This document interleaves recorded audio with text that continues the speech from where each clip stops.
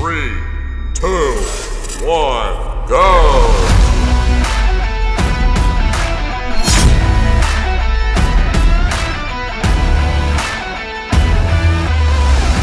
What's up, everybody?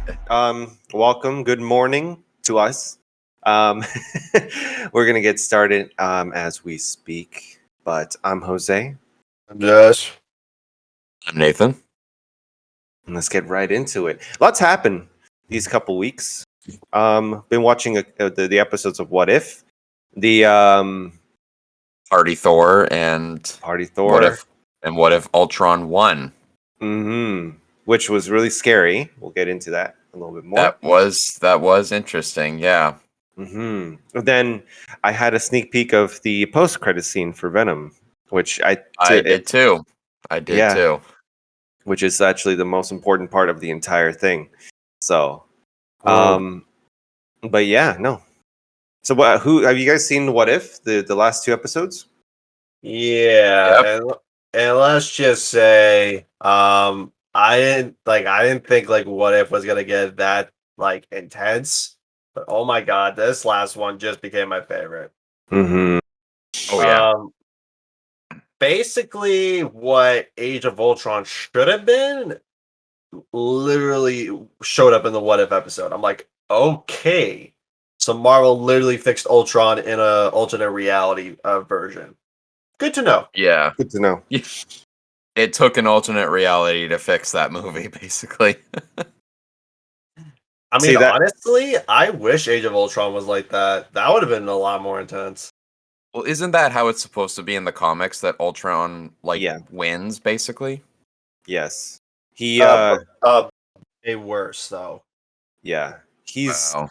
so they like, this is just scratching the surface of what he was like. What if the What If episode presented, but in the same time, like he's like, Ultron is evil. Like, he's definitely but diabolical. He hates humans, like humanity. Like, he destroyed it completely in the comics, right?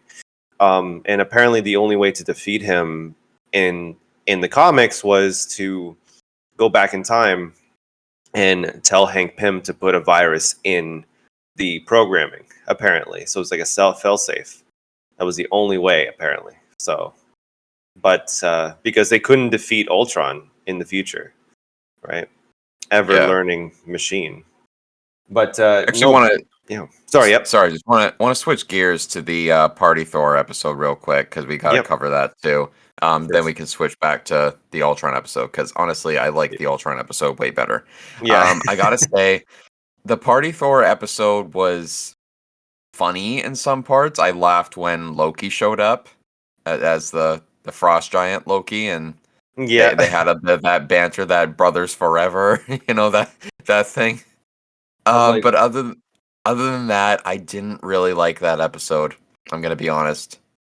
The Party Thor was kind of like a throwaway. I think it was like, if he was it was just like, oh, if he was the only child, right? It was just it's supposed to be a fun episode, basically. It was just a weird one. But notice how happy Loki was in this reality, which is weird. It is weird.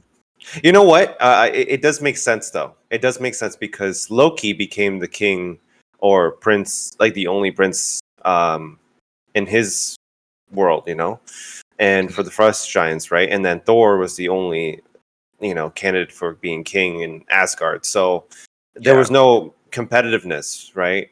There was no anything, right? So I guess it didn't help either that Odin was kind of an asshole. Yeah, no. He's a jerk. Right? Like, he was important to Thor's development as a character, with the Mjolnir's charm and whatnot, but yeah. Josh, what did you think of the Party Thor episode? Party Thor, I agree with you, Nathan. That episode was a waste of time. I think that they honestly could have used a Thor storyline and turned it into a completely different direction. Hell, they could have made Thor like a little bit of a dick and basically be a dictator to Asgard. But I like they were kind of on the right track with Party Thor, but I'm like, this doesn't really work. Yes, I that's think it nice. would have. I think it could have been better if they had essentially made Thor and Loki switch roles, like where Loki was the like destined for the throne, and Thor was like the jealous like brother. I think that could have been interesting. Uh, Honestly, I thought that should have been the What If episode. This Party Thor was just a complete throwaway. I thought the Killmonger one was a bit of a throwaway, but this one's worse. Yeah, I thought the Killmonger episode was better than the Party Thor. Well, Yeah. you gotta think of these episodes too, like they're their own thing in a way, and then they're gonna connect them in the end. It looks like, which is gonna be very Yeah. interesting. Yeah, which gets to the which I'm not sure if y'all saw it, but like the Party Thor and the last 2 minutes of the scene, you see like Ultron and Vision's body coming in and just invading Earth, and I'm like, oh, was Yeah. that? Which is Uh, crazy. which question? Mm. Sorry, I'm not sure if y'all noticed, but what if Age of Ultron takes place before Party Thor? Here's why I'm saying this. Because like because we see the Watcher seeing Ultron literally outside of his universe, but then all of a sudden invades Party Thor's universe. You know So what? Yeah. Hmm. so what if like technically Age of Ultron already happened, but the only thing is that after that episode was done, he go invades Party Thor's world. So basically, that episode was Yeah. a prequel to go into Party Thor, and then what sorry, I'm drawing a blank.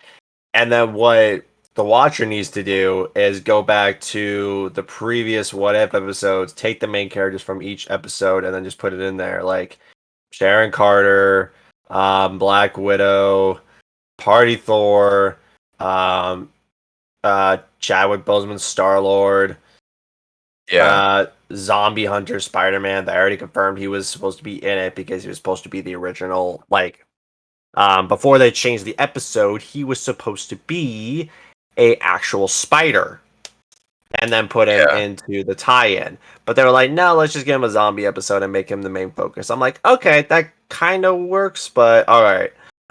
So they throw that in there, and and now I'm just thinking that this, um, normally I would say they would have to rearrange the order, but I kind of like how they did that though.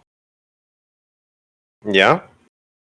Yeah, it's like, yeah, Party Thor was a throwaway, but the way they kind of tied in episode 8, because basically it's just foreshadowing what's going to happen in the last episode, because episode 9 I believe is their last one, where they're gonna like where like the Watcher pulls their best hero in their alternate realities and put him into one universe, which would Yeah. explain in Spider-Man No Way Home's theory of like what if Doctor Strange wasn't actually Doctor Strange but became Superior Supreme, and what if they actually swapped to Doctor Strange after the end of episode 9, which is possible. It's I gotta highly lend possible. I gotta lend credence to that theory, Josh, because I don't know if you noticed, but I picked up on it in the trailer Hmm. that Doctor Strange in the No Way Home trailer not only does not have the scar on his hand, but his hand does not twitch. Like in So, pain. so you see what I mean? So like it definitely, unless it's misdirection, it's not the same Doctor Strange from that timeline. Yeah, so that's good. So that one, I'm getting more excited now. Like I'm like more hyped up for this last episode of What If and see Yeah. where it goes. But Also, guys, Mhm. there was actually a pretty big Easter egg that showed up in What If, and it wasn't even for a Marvel property. What? Oh, I When think I know what you meant. I think I know what you meant. I when saw the this watch on. when the Watcher and Ultron were battling, Oh, I know. they were I know what they you're were. gonna say. You know what I'm gonna say? I know what you're gonna say. Go on though. Sorry. They were in like a fiery area. There's lava all around them, and in the background of this, so many like fans picked this up. It was Darth Vader's castle. Yeah. I heard about that on TikTok. Yeah, Yeah. I heard about that on TikTok as well. I didn't think much of it when I first saw it, but I'm like, oh my god, you know what? That's pretty awesome. I mean, it makes sense. They're both Disney properties, and literally, Disney was just telling Marvel to put in as many Star Wars references as possible, like the Well, decapitation. we do know that there was um someone who worked on an episode that wanted to make a Luke Skywalker cameo, and I think Kevin Feige kind of stepped on that. Was we don't need to do that. So I think this was their way of making like a tiny nod to Star Wars. Well, other than Yeah. Clint Barton's line about the Death Star plans are not in the main computer, like quoting the movie. Oh, yeah. But that's the thing, though. It's like in the Marvel universe, would Star Wars be just movies to them? Because I think that's the implication. Mm. I think that's the case because we have to remember that the MCU is their own universe and Star Wars is their own universe. Yeah. Like, I think it's pretty clear that Star Wars is pop culture to them, kind of like how, we see, we see like our favorite shows being mentioned in other series. Be like, oh, they're all in the same universe. No, they're just being mentioned because they watch the shows or they watch the movies. You know what I mean? So Yeah. they're like human Yeah. beings, like the rest of us. Yeah. Which is So, crazy. which I'm like completely fine with like them mentioning Star Wars in there. I mean, like I wouldn't be surprised if they throw in Disney movies in there too. Right. See, the thing is, it's a really cool Easter egg that happened with that, and it was just I didn't even notice it myself. As soon as when it was happening, I noticed on TikTok, like you, Josh, like that's what happened. You know. That was Also cool. got major Galactus vibes when Yep. he like turned like real giant and like swallowed the Marvel, galaxy basically. Marvel confirmed they did that on purpose as like a nod to Galactus. Oh yeah.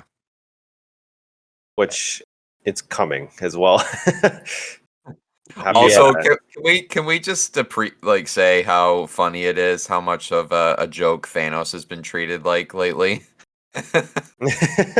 Okay, Like okay. Vision literally, like Ultron literally kills him, slices him in half, and I see people saying on like, why couldn't you have done that in Infinity War? God. Honestly, a lot of people have been saying that, and I have an argument to this. Here's the thing: Ultron had a villainous mindset and a purpose of trying to conquer the world as he see fit. Hmm. Now, And Vision didn't. and Vision didn't, so that's why Vision was holding back because he was trying to find himself. Yeah. Yeah. So, had Vision actually had that mindset, literally Thanos could have been dead within 2 seconds. But because Vision didn't know his full potential, hence why he was scared, which kind of fit his character a little bit. I think it's also because he was afraid of doing that and becoming evil. He was Yeah. probably afraid of that. Yes, which like now talking about it, it that makes sense for his character. So hence why I get why they went the direction that they did with Vision. Now with the What If, they basically sliced Thanos in half, and I'm like, okay, I didn't really like that. I wish they actually would have had a fight scene between Vision and Thanos. I think that would have actually looked I thought that would have been a nice filler for like a good 2 minutes. And Yeah. then Ultron slices him in half. I think that would have been really nice. The fact that they like sliced him in like 2-3 seconds, Them like coming in. yeah, like I didn't like that. Like especially when he has like 4 or 5 Infinity Stones already. I'm like, come Yeah, I on. think he did have 5 because Vision had the Mind Stone. Well, Ultron. Sorry, I keep saying Vision, but like Ultron had the Mind Stone. Hmm. Yeah, Yeah, yeah, like Thanos had the other 5. yeah, and I didn't really like that. I wish they would have actually had a fight scene with all 5 of them. Like just have Ultron versus Thanos just fight for like 2 minutes. That would have been like nice. And then slice him in half. But nope, it's like Thanos just walks in and be like, "Sup, bitch," and then Ultron's like, "Nothing much." Slice in half. Oh my god. Done with you. That's Done with literally no, what that was. no more character growth for you. Yep. You wanted the Mind Stone? I don't think so. Fascinating. Sliced. Yeah. Yeah. Oh my. The guy they got to do Ultron's voice did a pretty good job. Overall, he was impersonating James Spader. Um, Yeah. I wish they actually did bring Jake Spader back. I thought they did. Hold on, let me see. I thought they yeah, did. it's not James Spader. Mm. No, Damn. it's the same guy who did Red Skull in the Captain Carter episode, and other people were saying he also did like Red Skull in Endgame, but I thought it was the same actor from First Avenger that came back for that. Can I just say as well, when Thanos got like sliced in half, it was very ironic because he wanted to like divide the universe in half. So it was just kind Oh of like yeah, this is kind of It's like like a weird thing. like it was perfectly balanced as he sliced him in Should- half. Yeah. Now he's perfectly balanced in two. You know? Oh my gosh. now Okay. he hit one half is that, and the other half is Nos. Oh my god. Now the one now the one thing people are like arguing about is that when Ultron was able to use the Infinity Stones outside his universe into various other universes. Here's the thing though. People are trying to relate that to the TVA scene in Loki where like the Infinity Stones are useless. Hmm. Now, with this, here's my argument to that. They're technically not outside they're not outside the multiverse. Loki takes place outside the multiverse. Like it takes place on a separate time like of its own, Yeah. right? Because Yeah. the stones were powerless inside the TVA, but also if you notice when Ultron's using the stones, they're not being used to their fullest potential, right? No, Like they're full. no. He's not actually using the actual powers of the stones. He's like just firing them as lasers, basically. What I noticed, I feel like he copied the powers of Captain Marvel because it looks very similar to what she does. If you notice his beams in his hand, it's very True. similar to what she did to him. That's true. I think Ultron was able to like be like have Taskmaster's abilities, which is basically Mhm. copy other heroes' abilities. I think that makes sense. Yeah, and even at the end, like we can see that he looks like he's crushing the Watcher's head, but I think he's also trying to absorb his powers. You know, by the end of it. The So last scene, I don't think he was trying to absorb his. Well, actually, hold on. Yeah, I think you're right. I think he was trying to take his powers, but I also think Mhm. he was trying to get inside his head and Mhm. tap into his full potential. So basically, after he used his head sucking abilities or whatever he did to like transfer whatever the Watcher has into him, Mhm. then he basically became the new overlord in the multiverse now. Yeah. And that's going to be bad because I think he's going to destroy every single multiverse out there. And now just imagine if that Ultron survived and would join the actual MCU, everyone would be like, what the fuck? Do you think he's gonna be a like he's already becoming a multiversal threat, which is a Yeah. big problem. Right. Because it kind of I had a theory that like we're gonna definitely see other villains and other heroes that are going to be a multiversal threat, you know, like Ultron, because it was not only confirmed that what was it? It was Jesus. How can I not remember the villain after Loki? The villain after Loki and Thor: The Dark World, or No, in the show. oh, oh, the Dark Elves. No, after Loki, the show. Oh, after Loki, the show. Oh, Kang. No, You know, I just villain. had a thought too. Yeah. Remember the episode of What If where Loki like came to subjugate Earth, Yep. Yes. right? Like at the end there. Mhm. I think that's President Loki Yo. from, Oh from my Loki. God. I think it's him. I think It that's has to him. be. Has to be. I think that makes sense because, like, in the last scene, he did like make a press conference. So I was like, okay, you know what? That honestly adds up. Yeah. You gotta. Also notice every episode that Tony Stark has been in, he's He died. dies. Yeah. He He's dies died. in every episode he's in. He's died. Yeah, like he dies in 3. He dies in 4. He dies in 5. He dies in 7. He dies in 8. I'm like, Jesus Christ. Like I thought Hope had it bad, but oh my god. Someone had the thought that because Tony dies in every universe, is it possible that that is just a nexus point?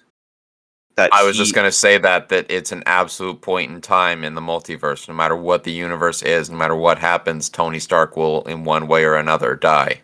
die completely. I think that makes sense because Yeah, not every single I think every single okay, so here's my realization. I think every single hero in the MCU and every single hero in the comics has a nexus point, meaning at some point every single hero is going to die. that they have to die. Yeah. or there's some, or someone around them dies, like Doctor Strange in the alternate reality, right?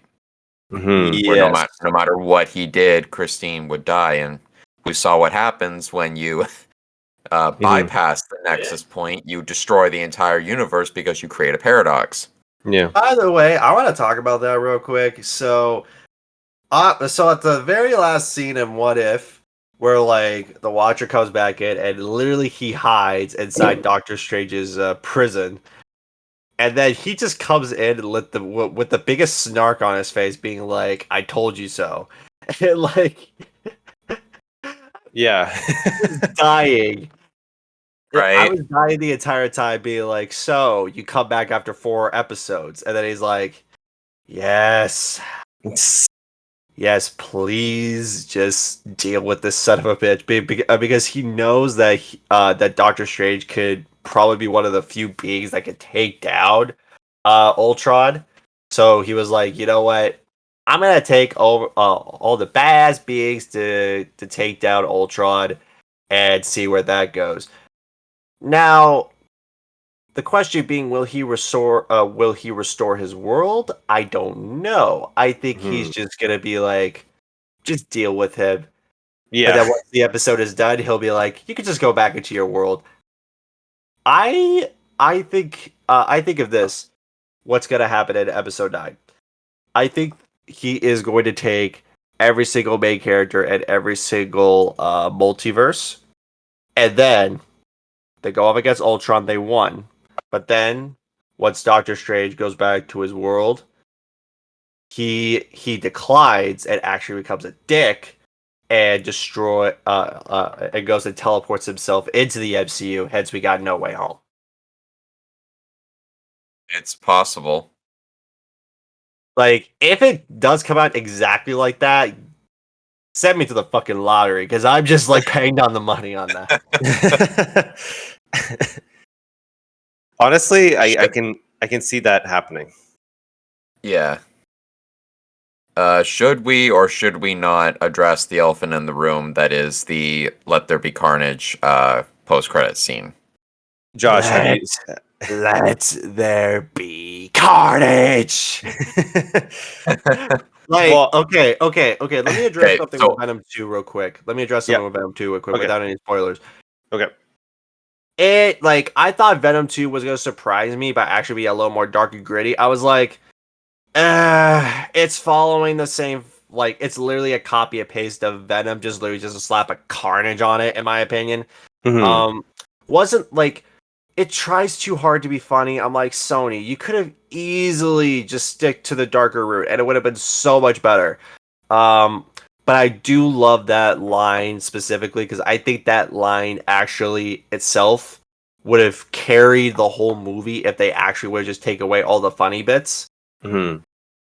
But then the end credit scene, I was like, oh my god. Yeah.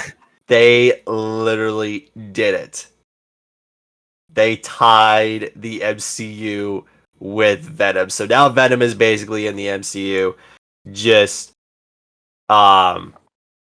basically with No Way Home, they threw in all the alternate Sam Raimi Spider-Man movies, and then they threw in Venom in as well. And I think they're gonna throw in more Spider-Man villains in there as well. Now I'm not quite sure if y'all noticed this, but in the Mobius teaser trailer, Mhm. they show Adrian Toomes, who played Vulture in Spider-Man: Homecoming, all of a sudden get out of prison. Yeah, you saw Michael Keaton in there.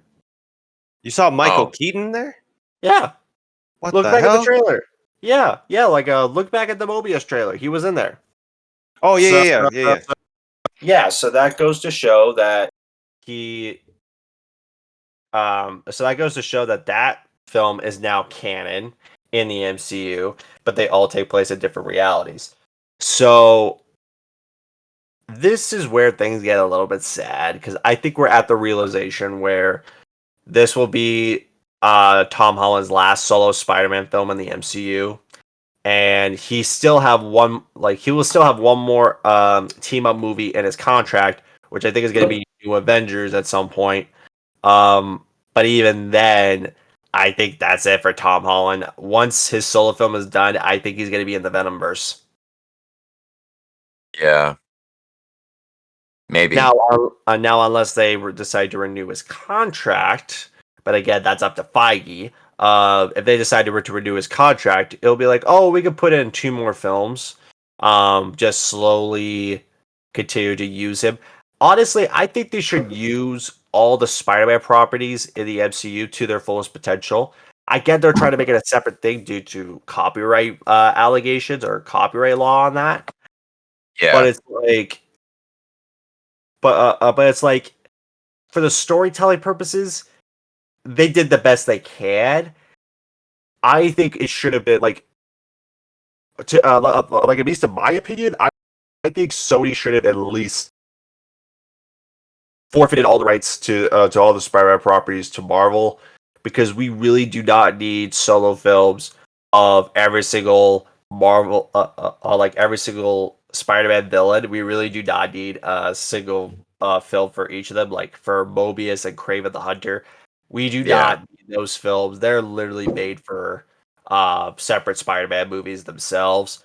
Now, unless Spider-Man makes a cameo in these films, and then you could get a villain's perspective, kind of like how they did it in Suicide Squad, where you had Ben Affleck's Batman take on Deadshot, then that's fine. But it's like, come on, Sony, just at least give.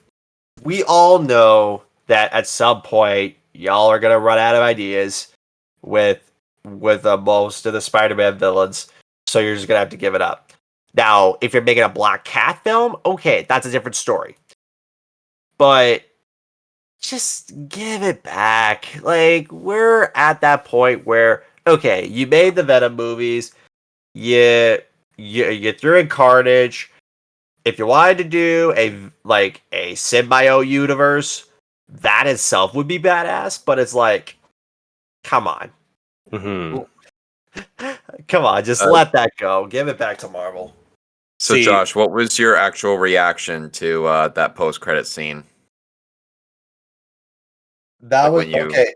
Okay, so remember that time where I was watching Spider-Man Far From Home, and then I see J. Jonah Jameson showing up, and Spider-Man showing up at the Far From Home credit scene. yeah, I know you freaked out. That's literally my reaction when I saw that scene. I was like, "Yo, let's go!" yeah, And like you could actually see the Doctor Strange flares or like the openings in the multiverse. So you can tell that that scene takes place literally in the trailer of Doctor Strange opening up the multiverse. yeah. Yeah, So Sony tying that in was fucking smart. That was probably the one of the smartest things Sony has done up to this point. but do you think they're gonna go through with you guys? You might maybe you've seen the crew hat that Tom Hardy was wearing. What about it? There was a picture of Tom Hardy with someone else. Maybe it was Kevin Feige. I'm not sure, but he was wearing a Spider-Man No Way Home crew hat. Ah, I saw that. That So like do you think Venom will show up in No Way Home? like originally, when I first saw it, I was like, "That's suspicious. That's weird." Yeah. But, but I don't think Venom would show up in Spider-Man No Way Home. Now, if they decide to make a cameo or like an end credit scene with Venom, I wouldn't be surprised because it's possible. But I don't think Venom will show up in the movie. Just like the chances of Daredevil showing up in Spider-Man No Way Home are literally the exact same chances that Venom's gonna show up in Spider-Man No Way Home. Yeah. Because Spider-Man No Way Home is literally the movie that's gonna make or break the future of the MCU. And for the Sony films itself. So literally the movie is just the bank of everything. So I if do want they to. Oh, sorry. yeah, Yeah, go on. like if they fuck this up, then that is going to cause a lot of fans disappointment, and the multiverse concept of how they build up to this point is going to fail. Now, if they are successful, we know what's going to happen. Spider-Man is now going to be hopping in different universes with the MCU and the Venomverse because Sony can literally just take Spider-Man and let him use for whatever he wants. Yeah.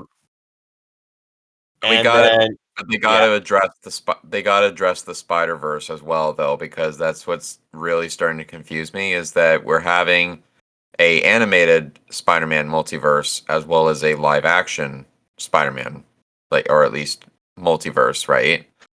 So Yeah. are they gonna stay separate or is there gonna be some sort of crossover? Because I don't really see much point in Sony being part of two different multiverses. I think it's gonna be its own thing because you have to remember, like Spider-Man has its own Spider-Verse, like a bunch of different like a bunch of different variations of various different Spider-Men from different multiverses come together to like. I'm not sure if you saw the '90s Spider-Man series, which is by the way, like I think it's the best Spider-Man series in my opinion. Like that was my childhood, but you see like Peter Parker see various versions of himself. One who I forget his name, but like there was one that came in a completely different outfit, and they called him the Scarlet Spider, which turned out to be a clone of Peter Parker from another timeline. Then how Carnage also originally came is that another Peter Parker clone took the Carnage symbiote and all of a sudden became the new Carnage in that universe.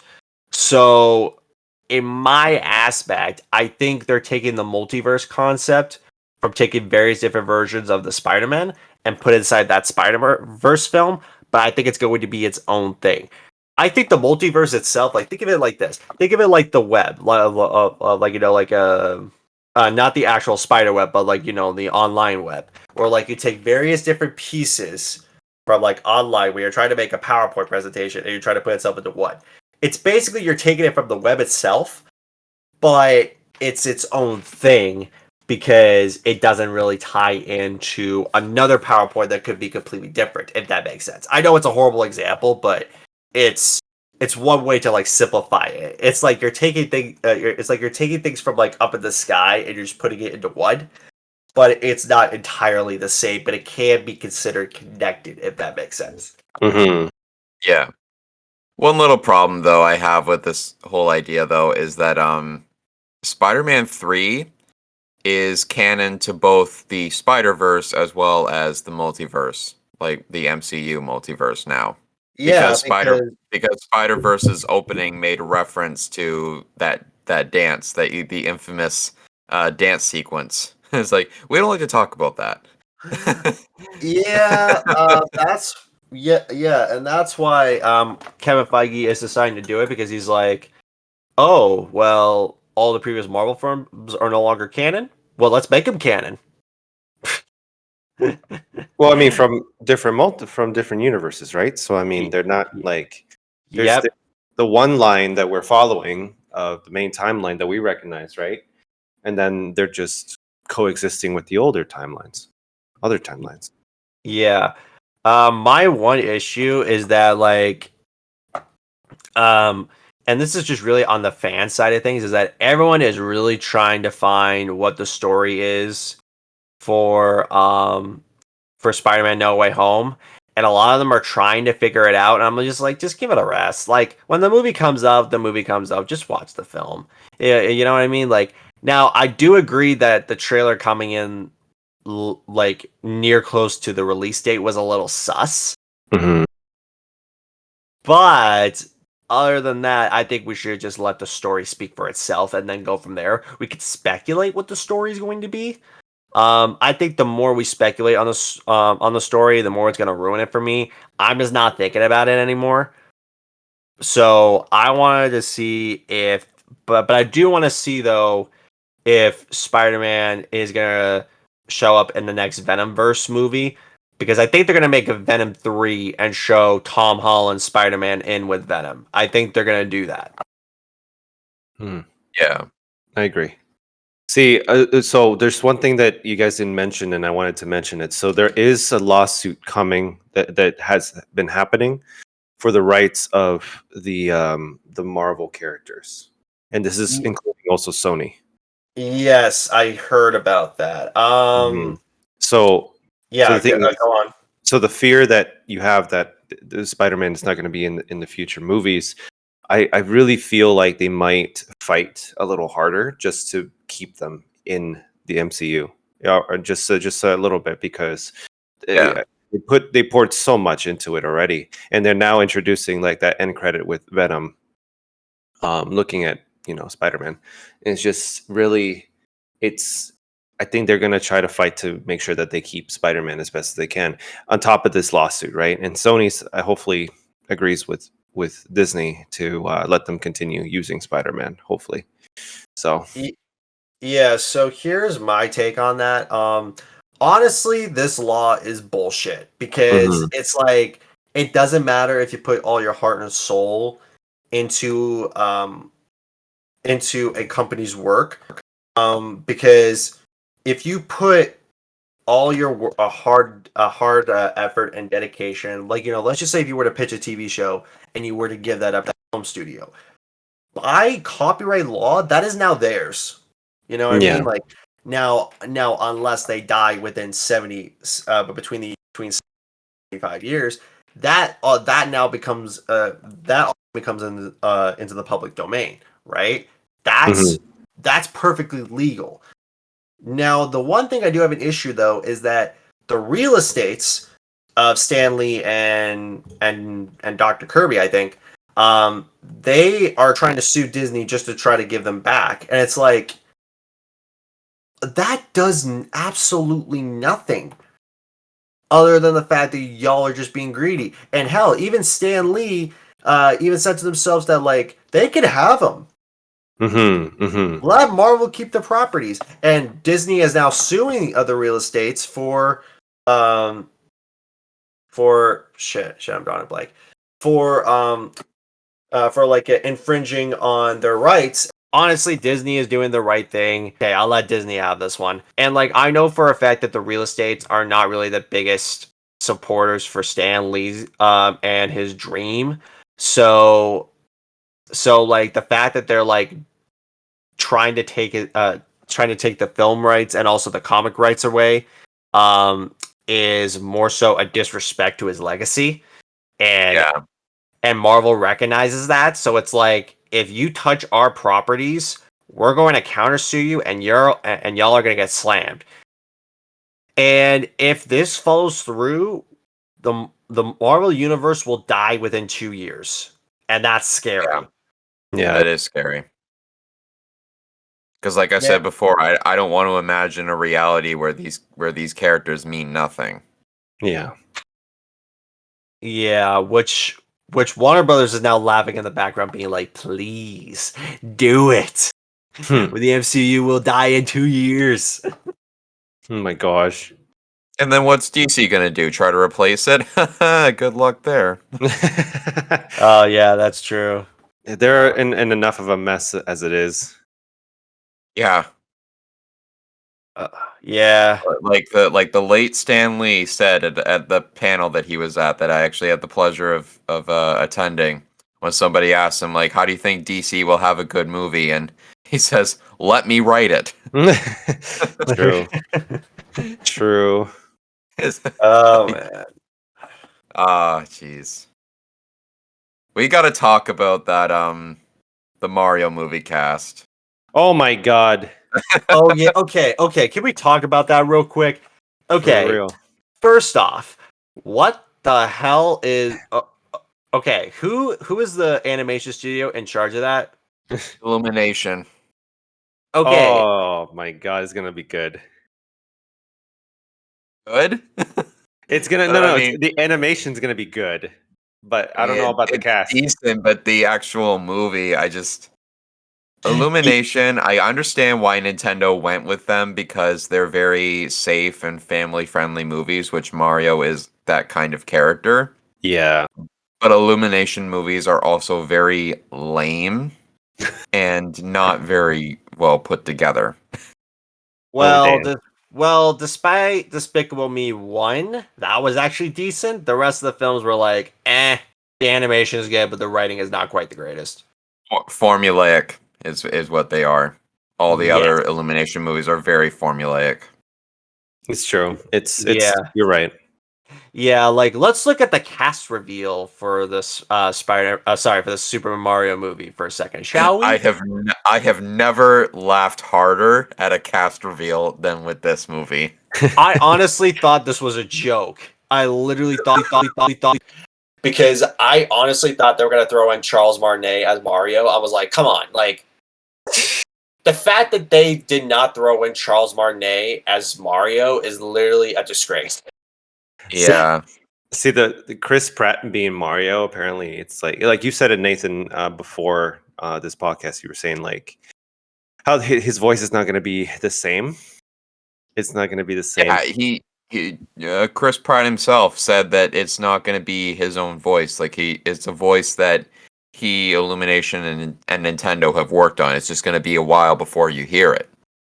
But my other point is is that there are people getting upset about Chris Pratt being cast in the role and saying it's Italian phobia by them not casting a person. When again, Charles Martinet has done the voice of Mario and Luigi for almost 30 years, and he's not Italian either. Yeah. He's French. Yeah, he's French. So, oh my gosh, like I swear, like.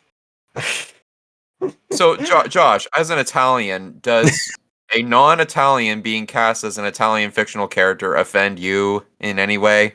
Here's the thing, like I don't think a lot of people know that Mario is Italian, but but like not real, but nobody really cares. Like you can even get like any single person from like any single background to play as Mario, and no one would really care, just as long as he fits the voice. It's fine. You know what I mean? Like, and that's where it gets back to the voice acting nowadays, where it's just like if you voice act as a different background or a different race, everyone gets offended. Hence why the anti-Italian phobia thing comes out.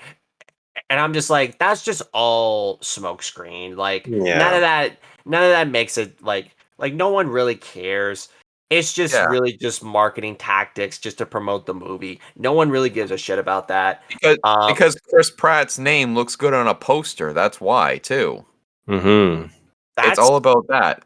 I don't like that Charles Martinet is getting like shafted. Basically, if he had passed away, then I would understand.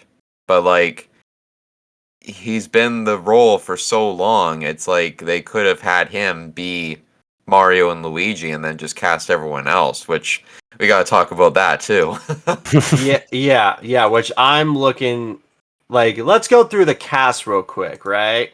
So, Chris Pratt as Mario, Yeah. Anya Taylor-Joy as Peach. Okay, Charlie Day as Luigi. Which- What? Wait. Pause for a second. When he was announced, I looked at him being like, I can kind of see it with the voice because he's kind of, but just with some adjustments. That's it. That's all I'm saying. Yeah. Yeah. Charlie Day also, believe it or not, is part Italian. Yeah. So that's fine. Not that Now- that's a big deal still, but No. But let me just put the anti-Italian thing to rest. One, if you're gonna make an Italian movie, make it clear you're gonna make an Italian movie. Mario is literally a multicultural character, and here's why I say this. Mario is an Italian plumber that lives in New York. That eats is mushrooms. Now, hold on. That was created by the Japanese. That basically tries to act Mexican. There was a whole range of like various different cultural inspirations of how Mario got created. So it's like no one really cares on how the Mario brothers get portrayed. Like as long as they have the Italian voice, then that's fine. Yeah. Like at the end of the day, Mario is an Italian plumber, a fat Italian plumber, but regardless, like he's pudgy, okay? That eats mushrooms and saves a princess from a giant fire-breathing turtle. Yeah. So how is that Italian phobic? If it's an Italian art film, like it's like you've got like Danny DeVito, Sylvester Stallone, maybe Yeah. I don't even know. Actually, I don't know if is Sylvester Stallone Italian? I mean, technically, yeah. My point is though is that this isn't an overtly an Italian movie. It's not Italian phobic to not cast an Italian person when it's an animated movie with voice acting. It's all about the voice. Sylvester Stallone is half Italian. His father's Italian, and his mother is French. Like, is it turtle phobic to not have a turtle voice Bowser? Is that what this is? Yeah, like we're not being literal here. Like again, no one really cares. It's just this is all just smokescreen. Like we could just put this anti-Italian thing to rest. Like it's not that. It's just it's just the trolls looking for attention when those same trolls are gonna go see the movie day one anyway. And they're gonna love it. Yep. It's all but anyway. marketing Bowser is being played by Jack Black. Jack Black. I want to hear how that voice is gonna sound like. That sounds so weird. Okay, I could just picture Jack Black's voice on Bowser. It's gonna sound funny as hell. See, the thing is with Jack Black, he's very goofy and very like out there. So for me to picture Bowser, which I think is whatever, it's just really, it's just very different, very left field. Yeah, well, like the thing is that Jack Black has been in animation films before, like the Kung Fu Panda franchise. So I'm thinking, you know what, this is a solid choice. Kung Fu Panda, you hear the voice of, you can literally hear Jack Black. You don't hear something Yeah, different. it's Jack Black. Yeah. like I would die laughing if they actually make Jack Black go up to Mario, grab his pinky, and then just say skadoosh. Kadoosh. Didn't Nintendo choose like handpick these actors? By the way, I think Nintendo did, yeah. And I'm honestly not surprised that Nintendo did that because all of them are literally safe bets and they're all comedic actors. All of them Keegan are. Michael Key is Toad. I want to hear how that sounds.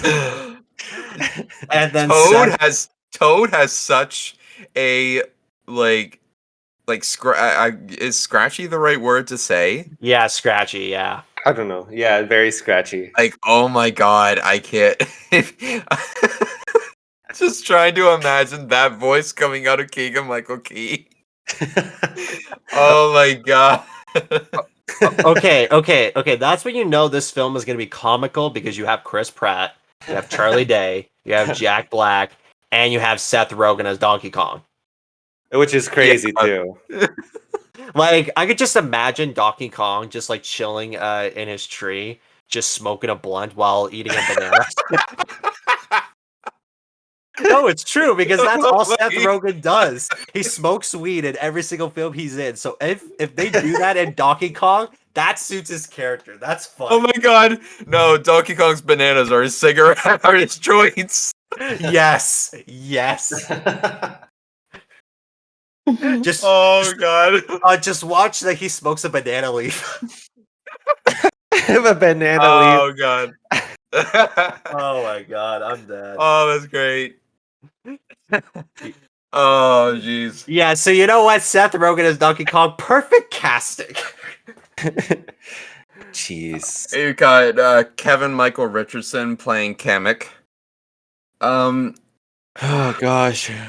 I don't know if I recognize Kevin Michael Richardson from anything. Do you guys? I'm let looking me him lo- up as we speak. Yeah. Oh, he's Cleveland. From Family Guy. Cleveland. Oh my god, seriously? Yeah. Yeah, so Oh, Kamek is just gonna be so like are we just gonna imagine that like if Kamek like hold on, okay. Okay, so you know the scene in Family Guy where like you see Mario just launching a turtle shell at Kamek's house and then No, he's just no, hitting him in no, the back? no, no. Yeah.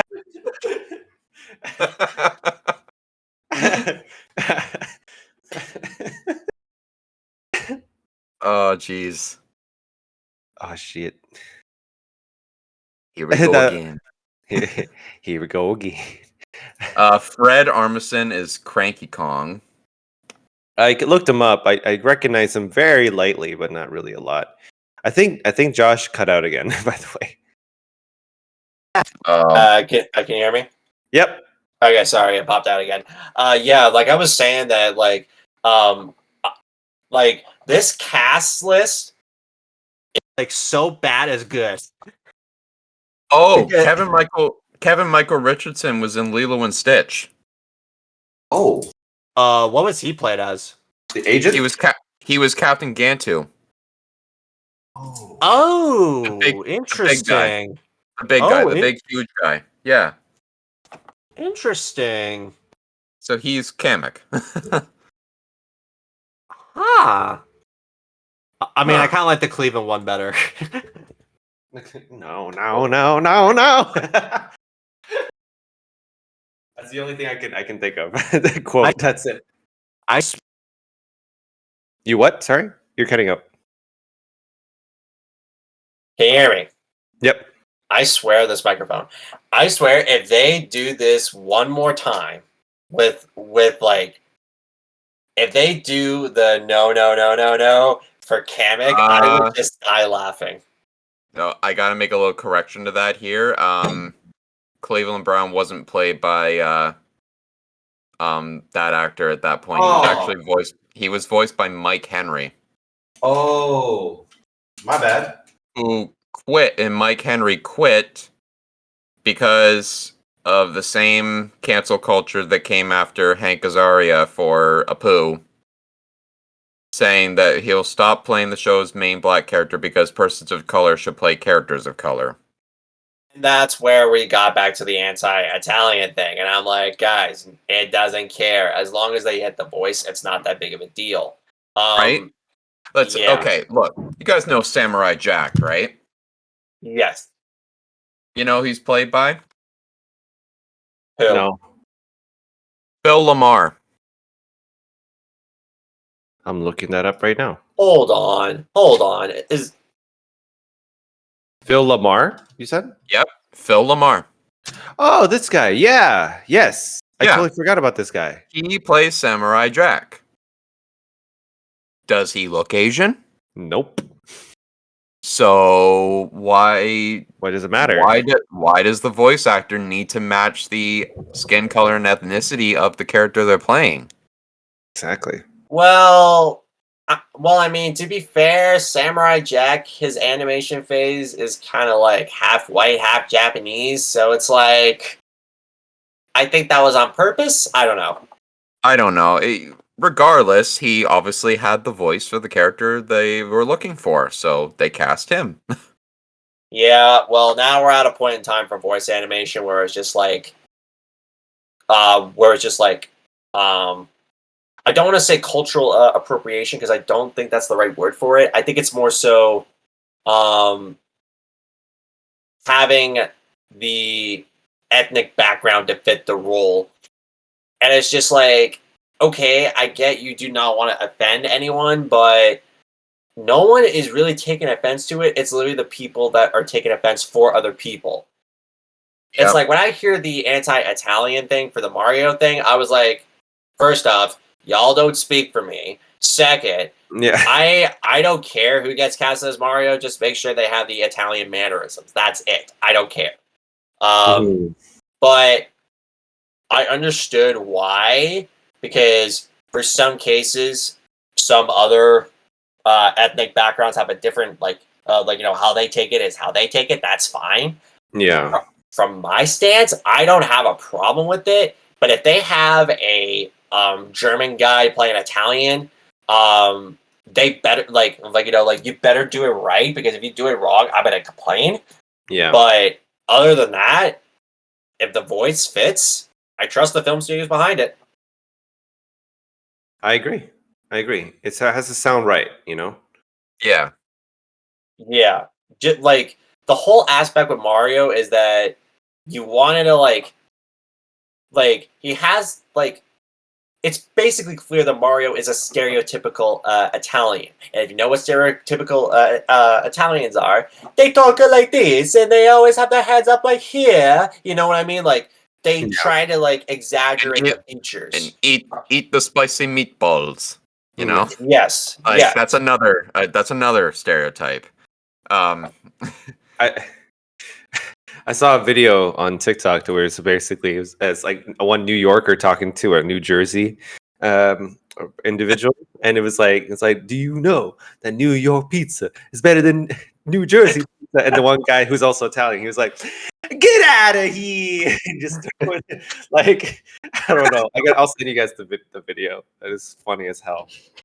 Yeah. And then you look in the comments, everybody was like, "This was the most Italian thing I've ever seen." I gotta see this. Okay. You guys got to watch the video I sent in the chat there too. Yeah, I'll have to Oh, look. the lard, literally the. I laughed at 10 years. Oh my god. Oh yeah. He laughed pretty close to how I laughed for the most part, except he laughs even harder. Yeah. I mean, not gonna lie, this cast would have been better if this was live action, because I do see Chris Pratt as actual Mario and Charlie Day as actual Luigi. But as an animation, I don't see it. Maybe they need to prove me wrong here. Yeah. Now, Jack Black as Bowser and Seth Rogen as Donkey Kong. Okay. Good choices.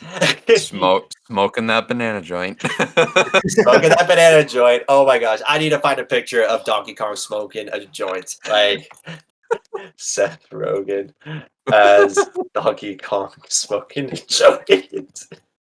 Oh my god. Oh my gosh. I sent you guys the video as well. Funny.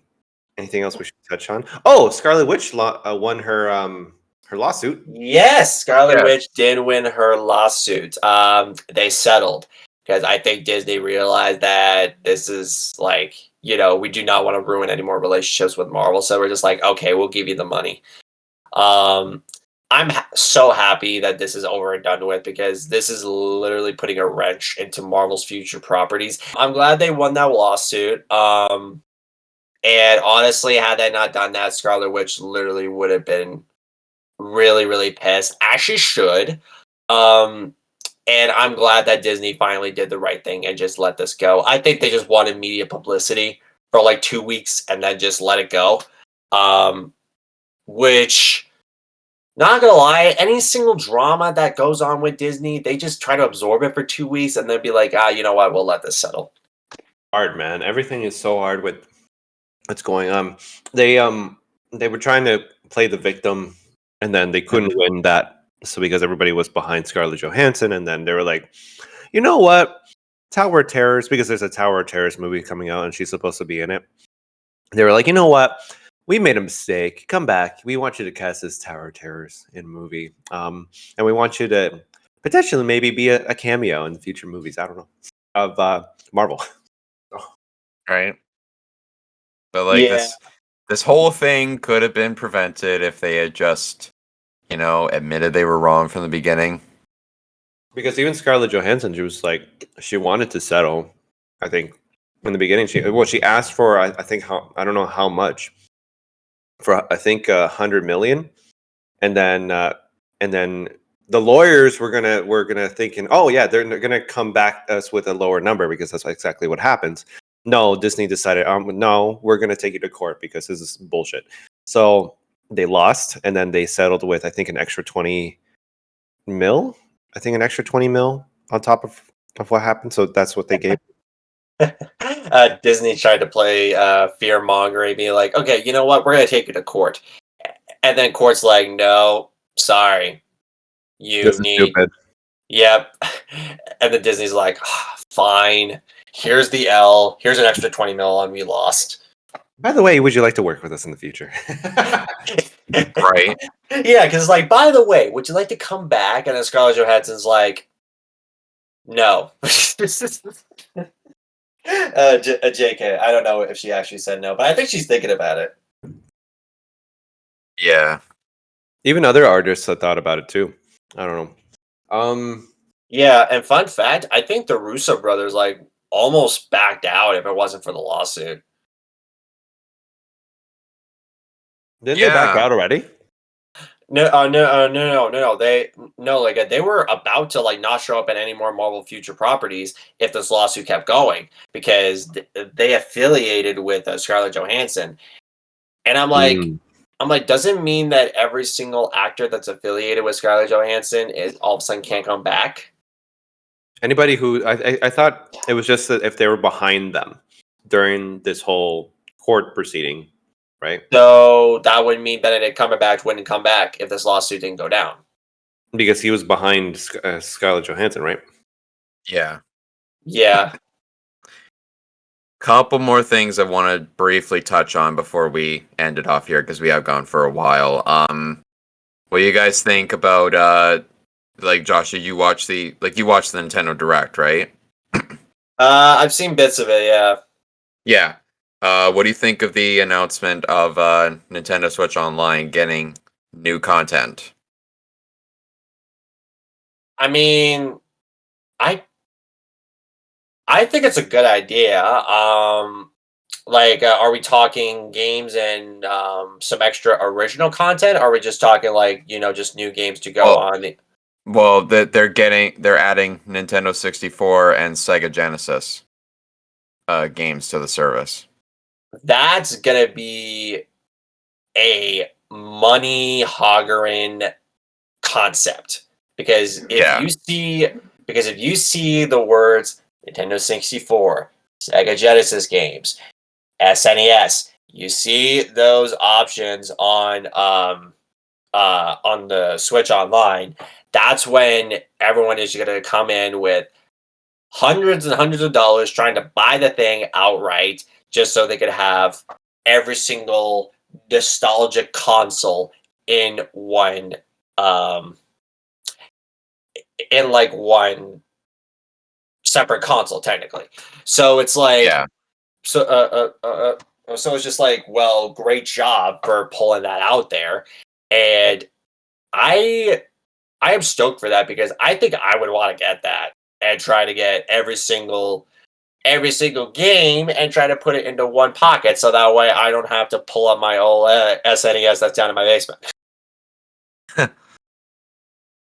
I mean, the only problem is that they bring out games at such a snail's pace, though. Give it time. I think Yeah.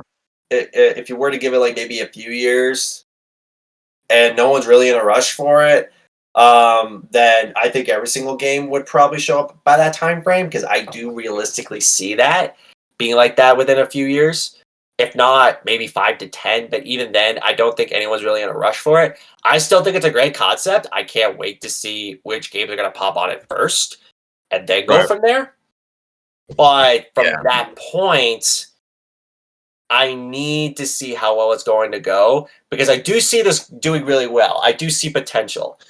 Oh yeah, it's Nintendo. Of course, it's gonna do well. Well, not every well, 95% of the time, all of their properties were successful. The only thing that was that was unsuccessful was the Wii U. And the Virtual Boy from years ago, that was a failure. No one really remembers about that. So yeah, I have no idea Yeah. what that is. It was basically virtual reality before virtual reality, except their headset was like it was all red. The screen was all red, and it gave people headaches. Hmm. yeah. And the last thing here, at the time of this recording, we are just 2 days away from the final fighter for Smash Brothers Ultimate being revealed. Oh yeah. 4 days. Well, when that happens, we'll take a seat. That's it. Please be Spyro. Please be Spyro. Come on. It'd be cool if it's Spyro. Actually, I'll be down for that one. If it's not Spyro, I wouldn't care who that last character is because he needs to be in Smash. Apparently, the Smash Brothers Twitter account, so like it was translated from Japanese, is basically telling fans to let their imaginations run wild. Mm. So yeah, it could be anybody. So this one could actually be. I think they could throw in an anime character. To be honest, I don't know about that. You think they'll reach that? I mean, who else would they put in Smash though? Like the only ones I could think of are Crash Bandicoot and Spyro. Those are the only ones that make the most idealistic sense. But if it's neither of them, then Some people think Sora from Kingdom Hearts could get in. oh, that works. Some people think it wouldn't though because of entanglements with Disney. But Nintendo's Damn. not with Disney. Yeah. Is it Kingdom Hearts? I don't know if you guys know what it is. It's essentially a cross between Final Fantasy and Disney. Yeah. Yeah, so in order for Sora to get in there, Nintendo would have to talk to the developers behind Kingdom Hearts and Disney just to make it work. Otherwise, it's just not going to work. Allegedly, there was somebody. I'm assuming. I want to say they're a troll because it seems a little too convenient. Where they're like, "Oh, my uncle works for like the company that made Kingdom Hearts and said that that the company that makes Smash Brothers contacted them." And it's like, how many times are we gonna see that where somebody's like, "My uncle works for this company," and it's like, okay. Okay, first And? off, if someone actually said that, that's when you know they're full of shit because they just want the attention. Uh huh. Like, like if your actual relative works for Nintendo Studios and if they say something on social media, they're gonna get fired right away. Uh-huh. So And fined like a huge sum of money. yeah, which makes me wonder how with the Spider-Man No Way Home trailer when that got dropped, and then you see like an actual screen of the trailer being unfinished, being showcased to the public. I'm like, did that guy get fired? By the way. Gotta say possibly. Yeah, like if that guy got fired, then obviously the relatives that were behind Nintendo would get fired too if any info got leaked out. Hmm. Yeah.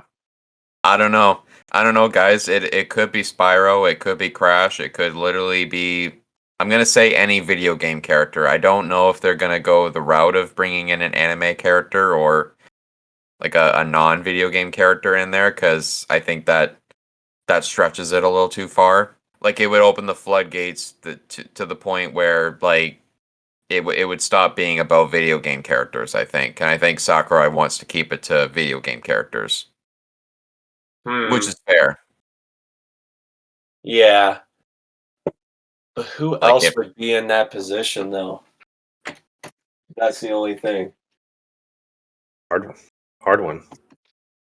Huh. Master Chief, Doom Guy. I think Master Chief could be in it. Rip and tear if it's Doom Guy.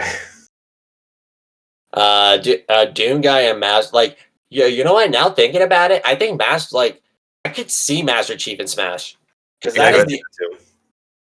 because that's the only thing I could really think of at the moment.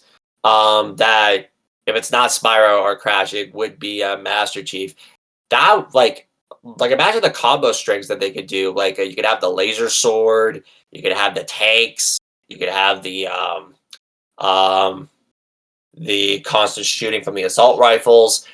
It would be interesting to have a laser fighting shooting character next to Samus to play. Okay, I think we're good. Awesome. Okay. Hey, thanks guys for listening in. And again, if you have any comments down below, please join the conversation. We want to hear from you. Okay. Honestly, thank you so much for joining us. I'm Jose. I'm Josh. I'm Nathan. And we'll see you on the next podcast. Bye. Bye. See ya.